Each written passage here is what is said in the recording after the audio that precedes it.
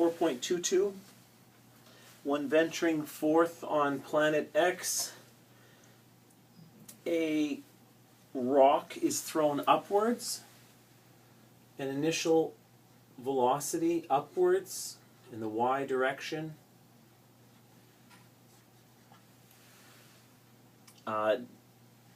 In my example, that's 12.1 meters per second.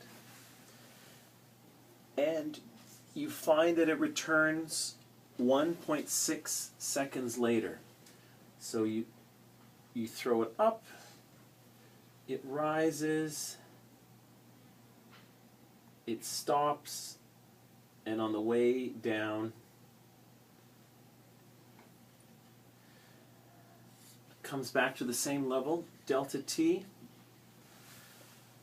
is 1.65 seconds. And the question is, you're also given a mass, basically how much stuff there is. Mass is equal to 4.62, for me, 4.62 kilograms, this velocity. And then the question is, what does the rock weigh? How much is the weight? Well, let's remember that weight is equal to the force of gravity. F equals ma. A is the acceleration due to gravity on planet X, and the weight is a force. So if I am going to find out what the weight is, and I know the mass, I'm going to need to know the acceleration due to gravity. So the real question is, what's the acceleration due to gravity? Well, I have some kinematic information. Question is, can I take acceleration from that? I have an initial speed, 12.1 meters per second up. I know it's going to come down at 12.1 meters per second squared downwards. I have a time, and I want to know acceleration. Let's use the old equation. Y final is equal to y initial plus velocity initial in the y direction, delta t plus 1/2 acceleration delta t squared. My initial velocity I know. Now my final position, so if I maybe can make this clearer by throwing down an axis. So let's call, this is my y-axis, and let's call up positive and down negative. Wherever I started from, I can call that y0.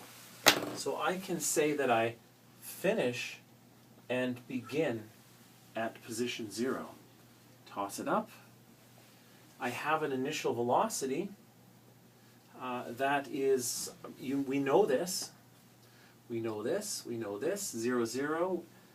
We know the acceleration. We can solve for time. And this is going to be slightly easier than we think.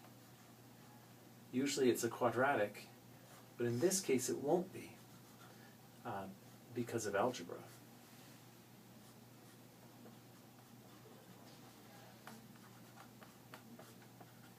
I'm going to, well, first of all, I want to point out that the zeros, look at all these zeros. So now if I am to, now there's a common factor of t here. There's a t in both of these. Delta t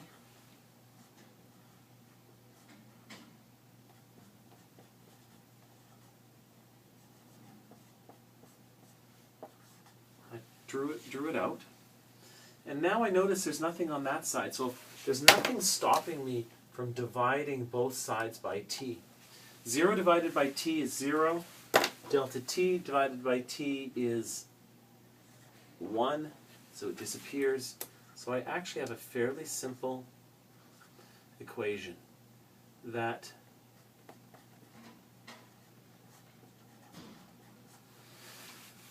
describes, yeah, actually I probably did. Okay, that's a fairly simple equation that describes the